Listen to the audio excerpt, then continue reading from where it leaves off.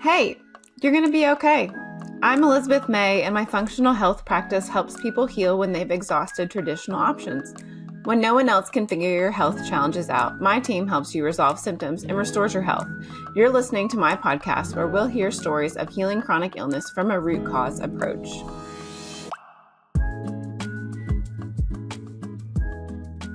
Welcome back to Hey, You're Going to Be Okay. Today we're talking about one of my favorite tools for emotional and physical healing, homeopathy. We use homeopathy in and through all of our care and even do short consults. Whether it's helping your kids bounce back from a cold or supporting deeper, long-term balanced emotional issues, homeopathy really meets the body exactly where it is and pushes it towards a more healthy state. Today, I'm going to talk with our lead practitioner, Abby Hall.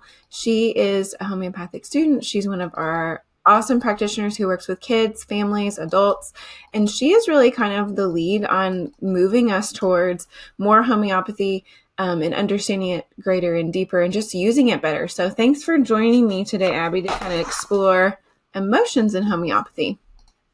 Great. Thanks for having me. This is one of my favorite topics to talk about for sure. I've just seen, such amazing things with it acutely and chronically.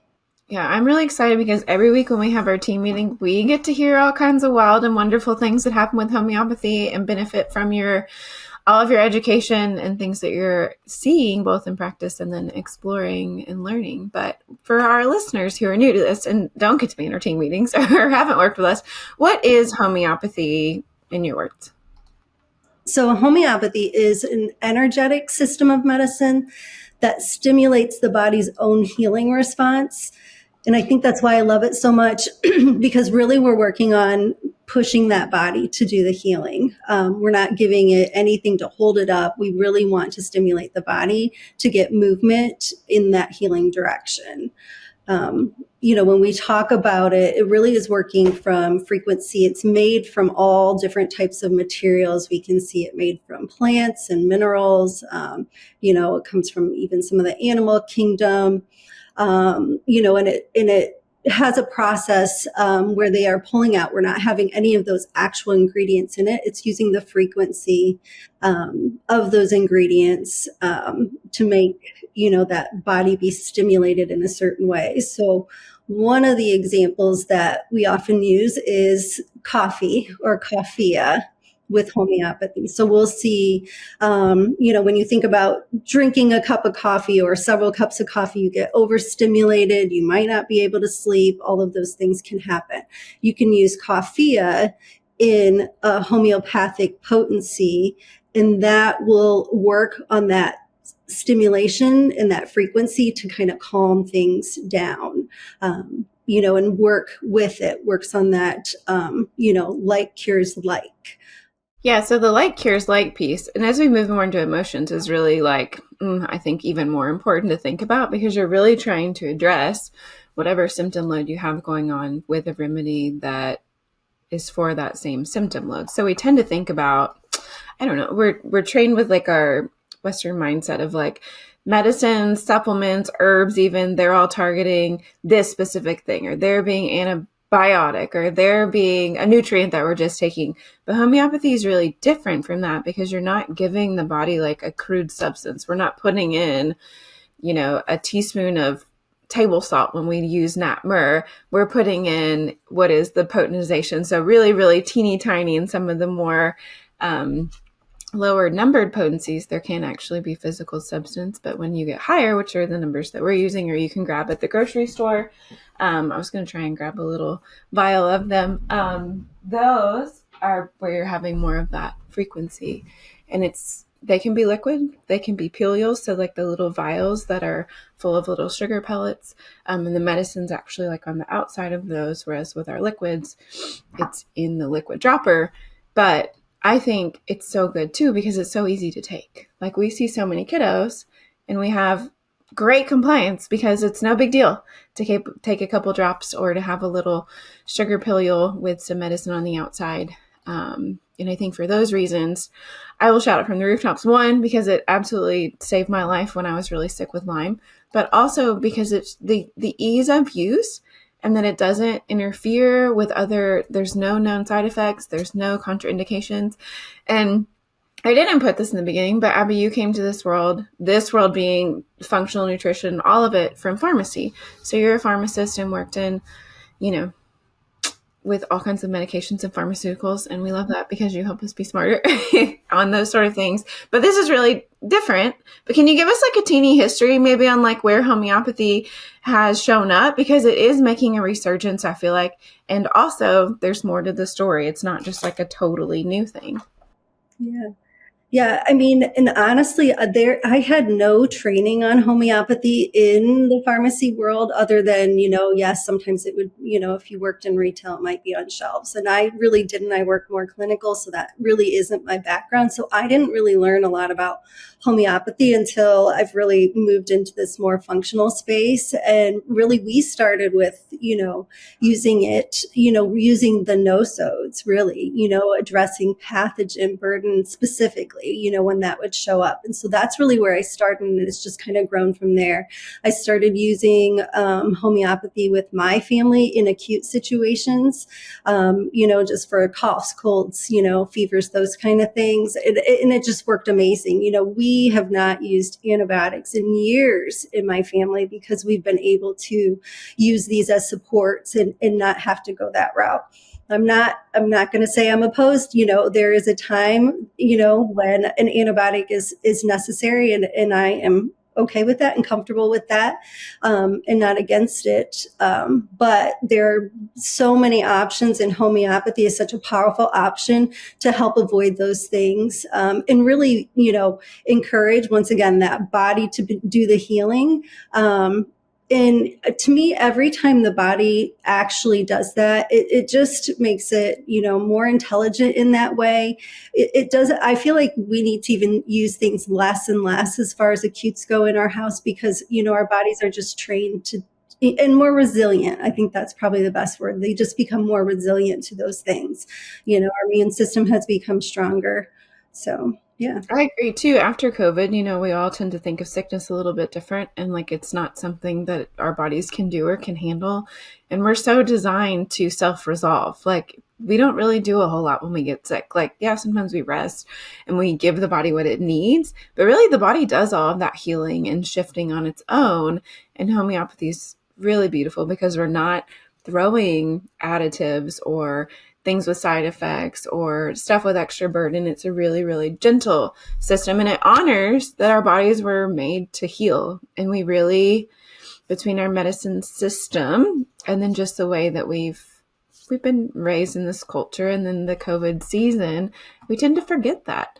And I think that's one of the really coolest parts is like when you first started working with our team, you were like, I want to work in a place where we see miracles regularly. And I remember being like, okay, that's great. But to be gosh darn honest, like we do get to see really cool miracles all the time because the body, when provided with what it needs, it heads the right direction and it doesn't always take a ton. So how does homeopathy really work for emotional, physical symptoms?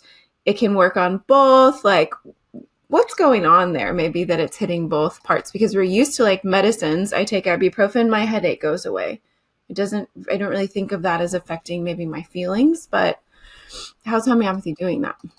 Yes. And so it's really working on the totality of a person. Ultimately, that's the goal. We want to find something. So when we are looking, specifically at acutes, we're trying to find something that matches that frequency the best that it can, kind of like the coffee description, And so all of these have been through different testings to see, what symptoms match, potentially what somebody has going on. But ultimately, we're looking at the totality. So it is going to be the physical symptoms. It's going to be the emotional symptoms. It's going to be their, the way they respond. Someone who has anger, that anger can show up very differently for, each person. And so, we have to look at how those things, pop up. Acutely, there are some that we can say, like Ignatia is a great one for an acute grief situation. And so some of them, in an acute situation, we can kind of go and look and still try to match, but we can say, yes, Ignatia is very well known for helping with grief.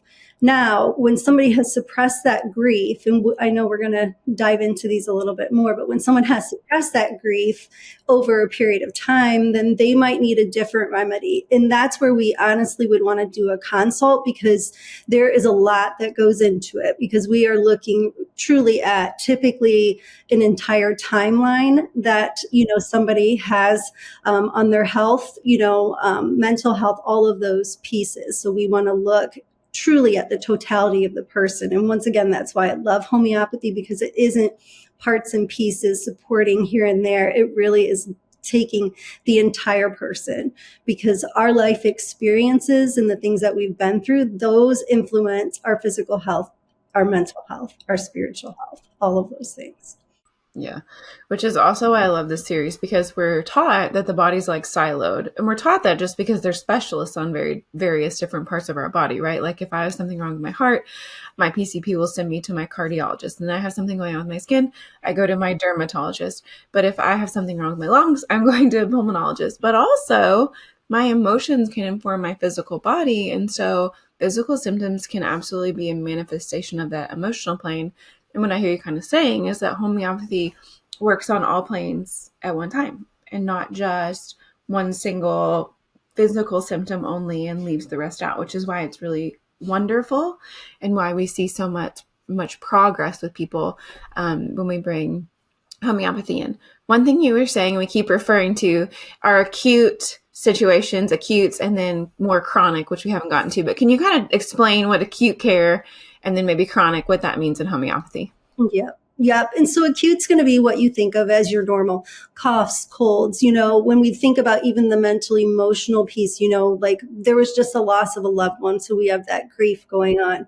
We can see, anxiety might be, maybe you have like white coat syndrome, and every time you go to the doctor, you're a little bit nervous, or, before you have to speak publicly or take a really challenging test, something like that could be, more acute. But when those things continue to be a problem, when, the anxiety isn't just going to the doctor, but it's really leaving the house or being in public, or, all of those things that are actually preventing us from living a full life, that's where we start to say, okay, what is going on here? And we are going to, go in once again, go through that timeline, dive deep to see like, where did things kind of, become unbalanced? And that can be, I know you've talked about triggering events a lot. Typically we're kind of looking for something like that. Was it an illness? Was it because an illness can affect your mood? We see that, certainly affect mood and emotions. It could have been a trauma that affects those things. Really anything that, your body didn't handle or process well could potentially be an issue and cause, a mental emotional kind of response or a physical response. Often we'll see both of those things. But once it becomes, more chronic, or, we were talking earlier about like bronchitis, you get bronchitis once, you get through that and you don't get it for several years, then, maybe you're okay. But if every year, like clockwork, you're getting bronchitis, or you're getting, way more illnesses than is typical in a year, now we want to really start looking like what is going on there. Yeah, so that like acute one-time thing would be something where, hey, you can pop in and learn remedies and use them. We look at the totality of the sickness's symptoms, and then we try to choose the remedy that is most like them. But when it's more of that recurrent issue, then that's where we need to move into more of a care and advisory setting with a homeopath who can give us more specifics and really take the whole case, because it is that whole multi-system, all the planes of a person portion that informs the best like for like pairing that allows homeopathy to be successful. So what are some examples maybe emotionally of like situations where parents could confidently use homeopathy at home? Just little short applications. Yep. I mean, like I said, really anything. I mean, even if it's something chronic, I wouldn't necessarily be afraid to trying something even acutely. Like, let's try it. Let's see. Like I said, it's very safe. There's not interactions with anything else that you're taking, supplement or medication, as far as that goes. Gelsemium, like I was talking about. Being that anticipatory anxiety, maybe the child has a hard time, going to the doctor or that kind of thing. You could try, gelsemium. Ignatia is great for, like I said, the grief. Aconite can be maybe if there was like a shock or a fear. Maybe they had a bad nightmare, and that bad nightmare, now they're not going to sleep well. Sometimes we can do aconite to kind of move through that fear. As far as that goes, but really any, even tantrums, we can see, that'd be a good time. You can try. It's not going to really hurt to try. I guess that's where I would say you can try these things. But definitely we encourage, greater support if it's something that's not shifting, not moving, and is more chronic or very destructive, something that, you might want extra support if it's really destructive behavior too. Mm-hmm. Yeah. So some of the remedies you mentioned are pretty common. And I think, Ignatia or aconite, I feel like those are heard of, or arnica is the most heard of. I think it's the most famous homeopathic remedy. But arsenicum is one I think that we use a lot with kids and with adults. Because of its connection to like fear around health. Can you tell us more about that? And like when we would maybe use that for like an acute situation with an adult or a child, and kind of that relationship to health worries?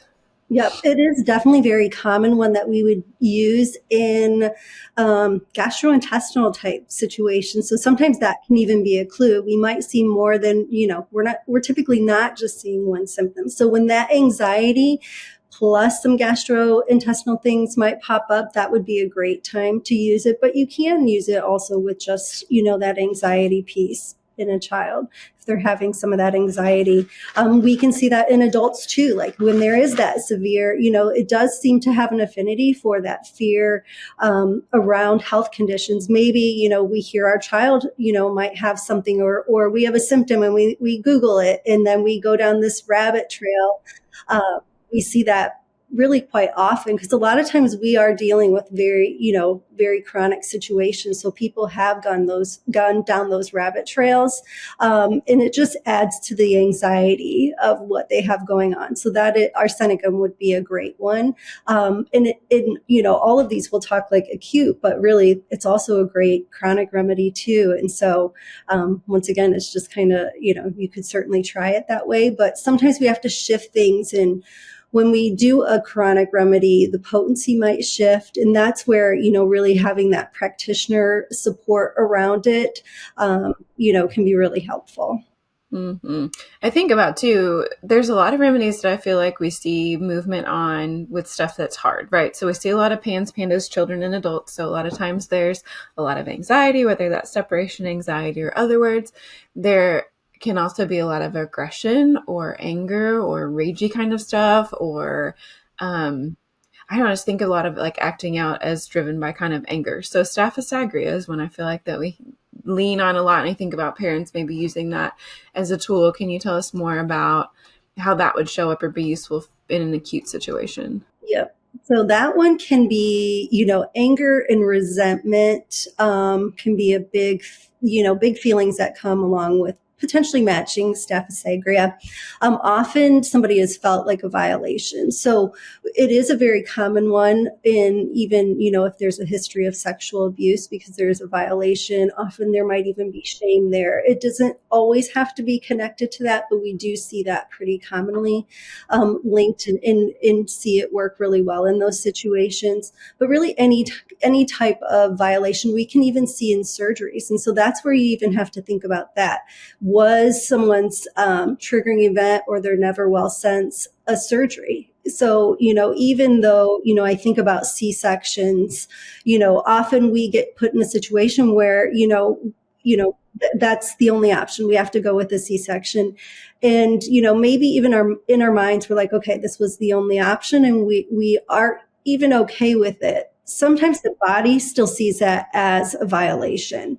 Anytime there is cutting into the body, there can be a violation, and I think about, once again, back to the C-section, there's not many surgeries that they keep you awake for. And so it is very traumatizing, the smells that you smell, the things that, that you're hearing, the noises, all of that going on. So, we can see that being a big part of that. And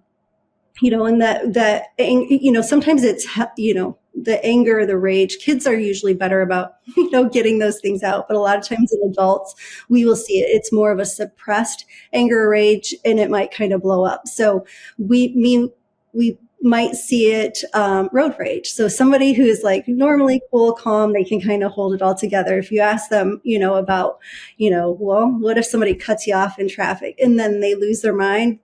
Sometimes that can be an indication that staph aureus might be a good option if there's other reasons that are, putting that into that, anger or resentment. And so that's like, I think, a good example of where like the total picture and something that's more chronic, like when you work with a client and you're interviewing and asking questions and getting a history, and you start to understand that maybe there's this suppressed anger portion.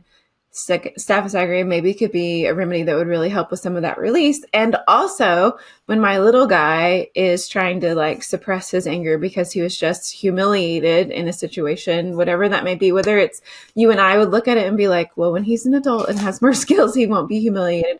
But right now he absolutely is. And we can use that more for that acute situation. So if someone's like, let's bring it all the way down to super practical. Somebody has a loss or grief. I feel like that's the easiest one to do. When that's occurring, how would you practically use Ignatia? Yeah. In an acute, we are going to adjust. Dosing is going to be the main thing. So, I know you've talked about homochords, and we can get into that probably at another time, but like the potency, typically in an acute situation, is going to be what they consider lower potencies, but the frequency is what's going to matter. And so when something is kind of like full on, you're really in it, you're shocked by the death, or, you're grieving deeply, we might need to, frequently dose. And that could be, 3, 4, 5, 6 times a day, or sometimes we'll even water dose, where we'll just put the homeopathy in a water bottle and we'll just sip on that through the day, to help get through those situations. So that's how we would go about dosing it in an acute situation.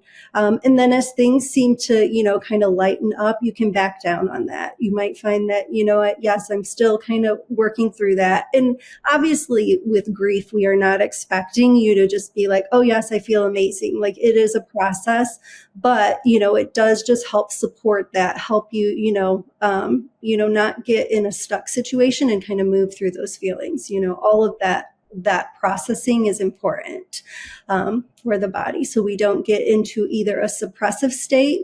I've seen both. So, because, when you think about Ignatia with grief, you can see that suppressive state where, you would think they would actually be showing more emotions, and they're not. They're kind of blocking it off, protecting themselves. Or we can see almost, several years later where it seems like they're still in that very acute state. And so, those are where we're looking. If it moves to a chronic, they would need different things to help move through that. Quick break. If you've been curious about homeopathy, this is your sign to try it. At Hey Hey Homeopathics, we've created liquid remedies for everything from sleep and skin to digestion and beyond. Safe, gentle, and designed for real life. And if you're a practitioner, our preferred professionals line opens the door to powerful tools like no-sodes, miasms, detoxers, and more. Anyone can shop, but professionals can apply for exclusive access. Visit heyheyhomeopathics.com and start your path to natural healing today. We talk a lot about suppression in homeopathy, and I think that's one of the most beautiful things about it. Can you help us understand more, maybe even the difference between like how homeopathy encourages the body to like process and work through things versus more of a conventional model, or even some medications, I think about like steroids, for example, are more suppressing, and then like just how is that all connected with the body, and why has homeopathy maybe come out on top for addressing things in this way, not encouraging that suppression? Yep. Yep. And that's what, with homeopathy, it's another kind of amazing piece to it is because it is working with the body, trying to move those things through it. There can be, a hierarchy of how the body heals. And truly it can look different for everyone. So we can see, the body will prioritize what is the most important. And sometimes those mental health pieces can be that bigger portion. And they might, maybe you've got some physical things going on and some mental health things going on. And if the body prioritizes the mental health piece of it, it's going to start to move those things potentially before, a physical thing can move. And like I said, it's going to be different for everyone as far as that goes. Sometimes we can see things move at the same time, but still, we're going to see that priority of the body.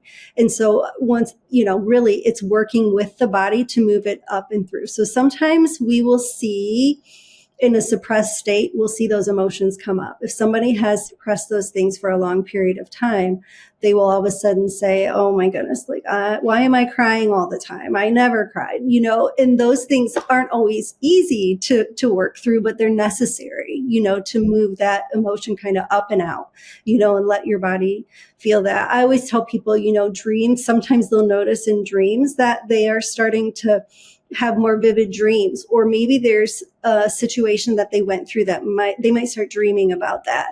And it's actually a really safe place for the body to kind of process emotions as far as that goes. Yeah, the dream stuff is always interesting when people pop into sessions and be like, I've been having dreams like this lately. And it's always like very gratifying because you don't have a lot of control over suppressing what's going on in your dreams. You can control your emotions to some degree during the day, but that's definitely a sign of movement for us to kind of look at. So wrapping up this little acute section, we talked in the first episode of this series about how emotions are connected to the body and organs. And I think a lot about homeopathy with acutes really supporting during those triggering events, whether that is something big like a death, or that's just like a really stressful day or a really hard meeting that you have to go through, or a season where your kids are just like, I think about sports seasons even. It's like, go, go, go, go, go. And at some point, mom gets fried and she needs a little support to get through that. And I feel like homeopathy really does help the body to work through emotional things like that. So they don't necessarily have quite the triggering event power on the body because the body is processing as opposed to suppressing. But can you talk a little bit about, because it can sometimes feel overwhelming, I think, for people when they start using homeopathy to like know what to choose. Like you can totally learn about all these individuals. And also we have combo remedies that help to deal with certain things. I think of calm wheel. Like, can you differentiate maybe for us between like Ignatia and something like calm wheel? What is that and how are we using it? Yeah. Yeah. I mean, if your symptoms really match the remedy well, I mean, sometimes that's just the best option. But when you're unsure or there's a whole lot of emotions going on and we have maybe more levels of things going on, doing something like the calm can be so supportive because it's going to really be overall like nervous system support, even though it has that Ignatia in it. Now, if really it's just grief, so much grief, to me, I feel like sometimes that individual one might just work a little bit better. But to me, it's also like, use what you have. If you have calm there, then use the calm and see how that works for you. So, yeah. I think too, what's in calm is so helpful on a lot of different levels. And when the nervous system is really dysregulated, and of course we work with people with like chronic and complex illness a lot. So there's layers to that. Like, yeah, there's a physiological thing going on, maybe when you have an infection, but there's grief over the time that you've lost and your lack of ability or capacity. And then there's nervousness and like this unsettled because your actual nervous system or nerves are affected by pathogen load and nutrient. Like there's so much dynamic there that a combo that takes some of the guessing out or can help you really address multiple pieces can be really helpful. So I'd say that and sleep wheel and histowheel, like those sort of things for just kind of these blanket situations are really, they get the most praise from clients because they're really useful. They're really practical for using and not having to understand the whole system. So moving into the chronic side of things where people people, homeopaths work in and do understand more of the complex things. I really want us to kind of walk through a few different remedies where we can show people how wonderful the work you're doing on more of the chronic picture is, and that these remedies, they each kind of have their own picture that's more than just the acute support. It's a more complex sort of something. So maybe let's start with like an adult remedy and kind of walk through that. And if you want to even explain more about like the chronic piece, that would be great too. All right. So let's start with Nat Mur, since we've kind of talked through like Ignatia and the grief. So like Ignatia is great for more of that acute grief, and then Nat Mur is where we're going to see more of that suppression. And so I'm actually I have this Nature's Materia Medica here, and so I'm actually just going to, like, some of this under the mind, I'm just going to like read directly from here, because it really kind of gives you a good idea of, what is going on. So like a Nat Mur patient would likely, most often, it's not always, but there's either, a grief of some sort, a death of a loved one, whether it be a parent, a child, something along those lines, or it can also be a really disappointed, love situation as well. And so they can, but really what it has here, like they're often reserved or introverted. There can be, feelings of depression. It can be acute or chronic grief. They dwell on past unpleasant memories, and they can often be grudge holders, and just, kind of, go back and continue to think about all of these, past, things that people have maybe done to them that have hurt them.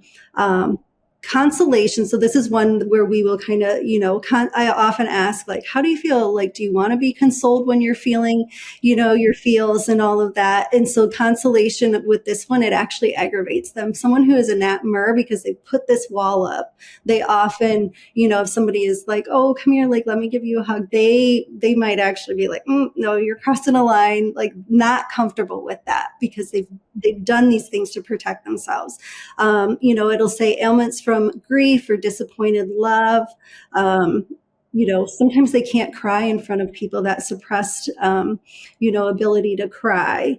They, will often be the ones, like, even though they've been through this grief, they like to listen to even music that, like, sad music, like broken heart love songs can often be something that they will continue to listen to. So it's almost like they continue to even, push that sadness on themselves. It just is very chronic. Nat Mur comes from salt. So I will also say that, we're kind of talking about some of these extremes, but they can also be, they're wonderful people. They can be the salt of the earth, like people. They're very reliable. They do have, they do love their families and that kind of thing, but there can be, just that wall, they are really careful about those relationships. They often love pets, would be a situation. Sometimes they are like, well, people hurt me, but pets don't. And so they can have really a deep love for animals and pets, as far as that goes. Once again, that sentimental music can be part of that. Let me see what else. One of the other parts, Catherine Coulter's book talks a lot about that kind of like original wounding or a childhood disappointment. And she talks a lot about how it's a helpful remedy in divorce, whether that's for an adult with, like you talked about, like the disappointed love. Okay, for the adult going through maybe an unwanted divorce or even a wanted one, right? There's a disappointment there, but also it being a useful remedy for a child who's experiencing that, because that's kind of the season that they're in, where there is a disappointment in this love or a people-based wounding, and that there is kind of that regular masquerading character portion where there's just a steadiness on the outside or a seriousness. And she talks about how they don't tend to be outright fun people. Their nature is more of a serious, steady, salt of the earth kind of a thing. Yeah. And I think she puts in her book too that about 40% of people, like, it's a pretty high percentage of people that are Nat Mur, about 40%. But yeah, there's a big rejection piece, or feels, and really, with a lot of emotions and feelings, it's that perception of rejection. And so often we'll see Nat Mur people had Nat Mur parents because they really had a hard time showing emotions. And so that kind of can fall into that. And they really, a Nat Mur child really needs a lot of that, emotional support, to really be in a nice balanced state. But yeah, they can be very stoic. They can come across very stoic as well. So, yeah. One of the things that Catherine Coulter said is that, an important Nat Mur trait is to be hurt by that which he loves best. And so that can cross over into like physical things where there's allergy to food that they really enjoy, or the original kind of wounding that like I was hurt by this relationship or this thing that I love, maybe baseball, and it didn't work out, or like there's kind of that theme portion, and then it manifests out into the bigger picture, which is where working with homeopath is really wonderful, because even when we bring cases to our team meeting, we can say, okay, here's what I think, and this is what I'm hearing and seeing. And you always have key questions for us to help us kind of tease apart, is this person more of an Nat Mur, or are they more of another remedy that maybe looks similar? Because each one definitely has this wide picture. And so if someone is a Nat Mur, and we've identified that, then what can we expect from using Nat Mur on this chronic picture, on maybe the emotional plane? Like what's the use of knowing that someone is even this and then applying it? Yeah. And so what we could often see is a release of those emotions. So where somebody really struggled to cry, they might find that they're weeping over things pretty frequently. And it isn't something, it's something that's happening because it's something their body needs to do. And that's once again another reason I love homeopathy. For some, it might just look that that pressure is off of them, that grief has started to lift and they just really are feeling better. I mean, we certainly see that too. But sometimes the body needs to go through those emotions. So if they were so suppressed, it wouldn't be unlikely to see some of these emotions break through. And I would just encourage people to have a good, safe way, to process those things. And even if you got to cry in your pillow or scream in your pillow or do some somatic things to help process that, that's good. But what we also see a lot of times when we're starting to like have those emotions come up homeopathically is that it's almost like you're watching it from afar. It's not as intense as it was when you went through it the first time. So even though you do have those emotions, they're not quite as intense, and you kind of, can allow your body to move through it. And then the educating piece is really important too, like letting people know that this is something that they may go through. And then when they're going through it, they can see it as actually a good, positive thing, even though they may be weeping and crying a lot. They can see it like, yes, this is moving things I am starting to process. So a lot of it's just that education around it too. Yeah, allowing that release. And then like the other side of that, after going through that processing release, is like for a Nat Mur, maybe some of that like ho-hum trials and tribulations are going to come, negative sort of a vibe. There's a little bit more of hope and like a positive kind of bent, and more of a release of, and as new emotions come and new situations come along, a better, more agile processing, would you say, maybe, than just like straight being prone to more suppression, like coming to a place where processing emotions is more readily available to their body, maybe more? Yep. And that would be the goal, to make a more resilient person, and not to get stuck back in those things. And that's where homeopathy, I feel like it's really the deepest way to address those things. Because it really is moving and shifting the person into a more thriving, body that can handle those things and process them appropriately. I mean, that's the goal. If you've been wanting to transform your health but don't know where to start, I've got you. My full color cookbook is much more than recipes. It's a 300-page crash course in healing through food. You'll get 125 plus gluten-free, dairy-free, soy-free meals the whole family will love, plus step-by-step guides on shopping smarter, improving digestion, and making your kitchen a healing place. It's gorgeous, practical, and designed to make healthy living simple. Grab your copy at heyheymae.com/cookbook and start changing your health one delicious bite at a time. Yeah. Even in working with no-sodes, I think that's really the goal. without thinking too much about it, of homeopathy is to create a more resilient body so that like no longer is this infection like cyclically holding the body back, but the body now has strength to like rise up from that anytime it's exposed to that infection, instead of acting like it doesn't know what it is. It's not going to address it. The infection kind of wins and takes over. It's really like supporting that the terrain of the body to be stronger, more skilled, agile, able to bounce back. So I do love Nat Mur.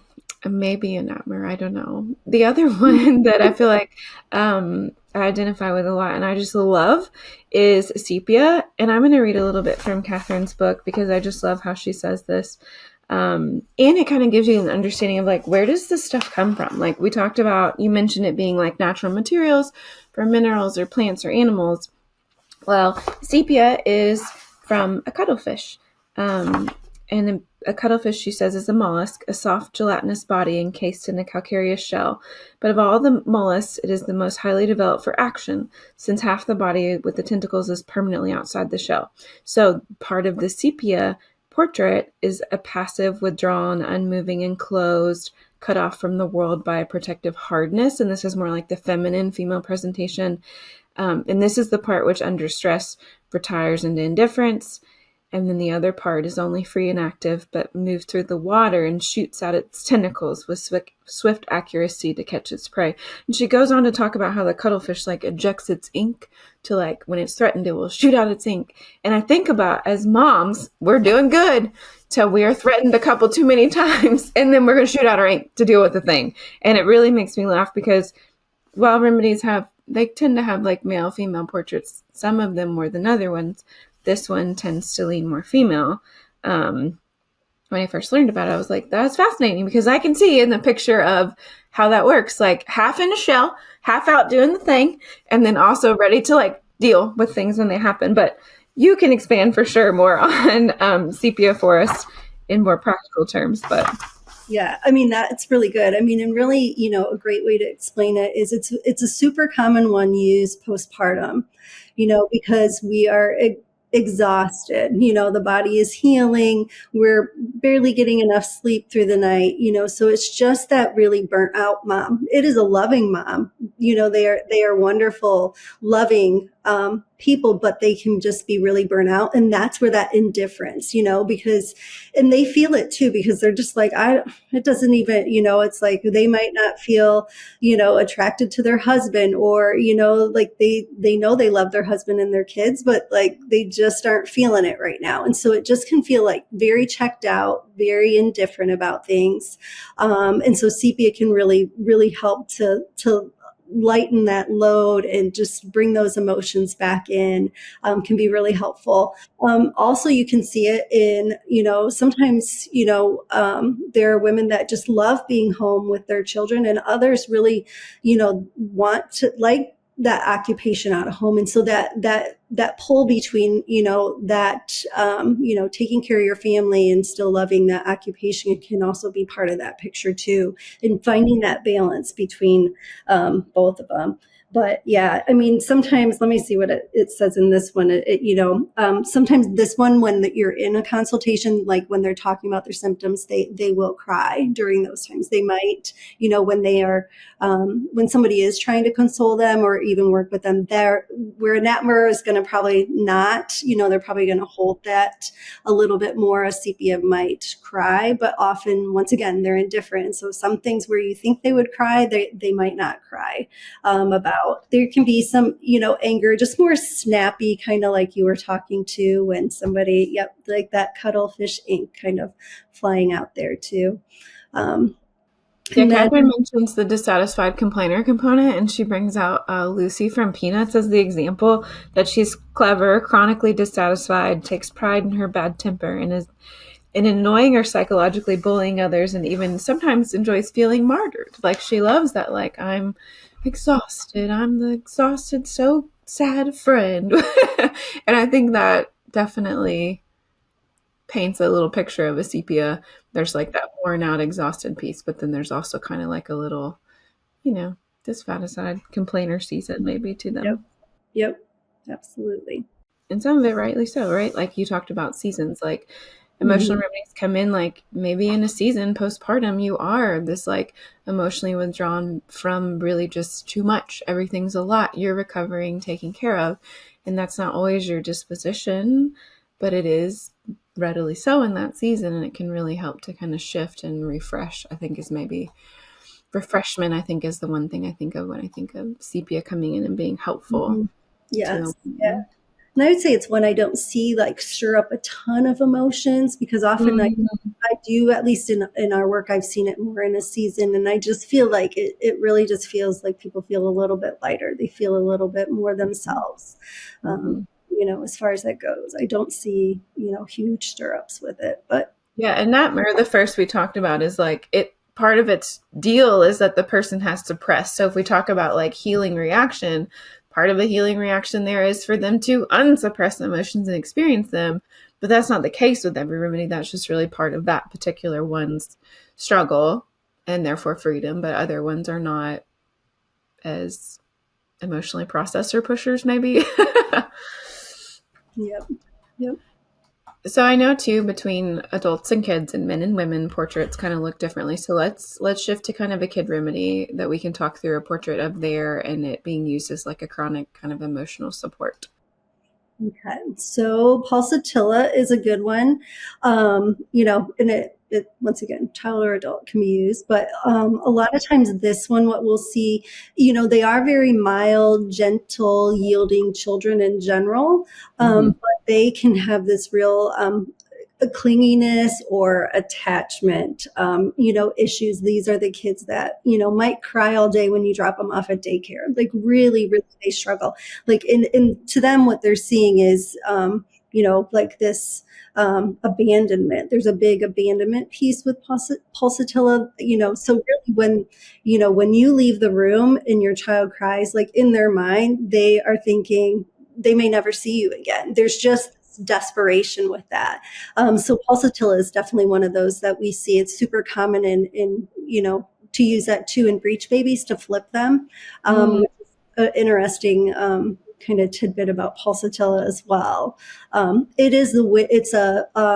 It's a flower remedy, so it's the wind flower, and so it bends but doesn't break. But we can see a lot of changeability with it, so it can kind of, switch around as far as that goes. Yeah, so like practically like maybe a little kid who's crying and upset at school exchange and is wanting to be clingy to mom um, can get some freedom from some of that potentially if pulsatilla is a match. But it does. I think it tends to be. It tend to be a female remedy more so than a male remedy. It is, but it definitely can be a man remedy as well. Usually it would be more of a sensitive, like usually once again, that mild, gentle yielding can be a little bit more sensitive um, type male. Maybe that's the American in me because being ruled by your emotions maybe is kind of a way to encapsulate it, but that can be like just a sensitivity to emotions and not Yeah. necessarily Yeah. one. Emotional instability. Yeah. Yeah. What about one last one when it comes to kiddos, chamomilla, and how we see that showing up in a child portrait? Yep. So chamomilla is super common with teething. So we see, when kids are teething, they are not happy. I think the word that I would use to describe chamomilla is you just cannot satisfy them. They are dissatisfied. So they might be, they do want to be held a lot. They Sometimes they're the kid where they're begging for something, you give it to them and then they whip it across the room, something along those lines, but really just dissatisfied. A lot of times there's pain, so once again, teething, that pain, they're very sensitive to pain, and so chamomilla can be it can be a game changer. I mean, we will have teething babies take chamomilla and then they go to sleep and everyone gets a good night's sleep, but in those kind of rages, those temper tantrums, chamomilla, if it fits the picture, can be really, really helpful. And if that is a chronic situation that's going on with your child, same thing. If those are, it's not just an occasional, but they're really in this stage, doing that, working with a practitioner and seeing if that's one that matches can be really, really helpful, because it's intense. A chamomilla picture can be pretty intense. So. Okay, so chamomilla is in our wimpy wheel, so that might be something that people have handy that has that component inside and can be helpful. And like you said, the first, like the pain kind of portion, yes, emotional pain, but also it's in that wimpy wheel because of pain, physical pain, teething, things like that. So that could be a way for someone to use that easily, maybe with something that they already have. But this makes me think of, you were talking about like, I can't remember, like throwing something across the room. And how can parents recognize when a child's like emotional state is asking for homeopathic support or could benefit there rather than like discipline and behavioral correction? Like, does homeopathy have a place even in that, this or that? How do we address this with our kiddo thought process? Yeah, I would say yes.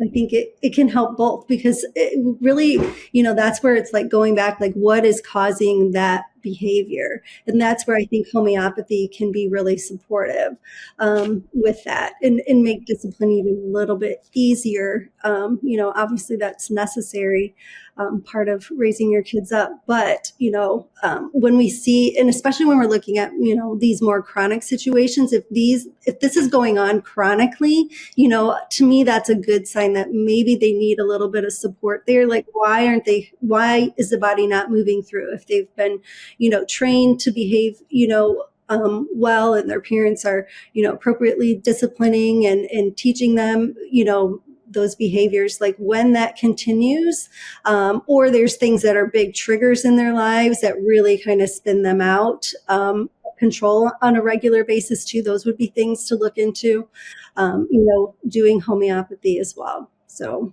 it really is such a good support. It is. It's really interesting to see like all planes affected to me. Like to be able to use something in traditional, we think like, okay, this SSRI is going to help my mood. Okay, well, it does some other things maybe negatively too, but to bring in a remedy that brings some emotional freedom, but then also affects the physical plane, the mental plane, it's really, really cool to see clients progress and get freedom from stuff, maybe stuck places or physically stuck places. And that really is just the gift of homeopathy. It really frees up the body to do its own work and to function better and more freely. So if somebody's listening and thinking, I want to try this for myself or my family, or I really want to dive deeper into it with a practitioner, what's the best way for them to begin?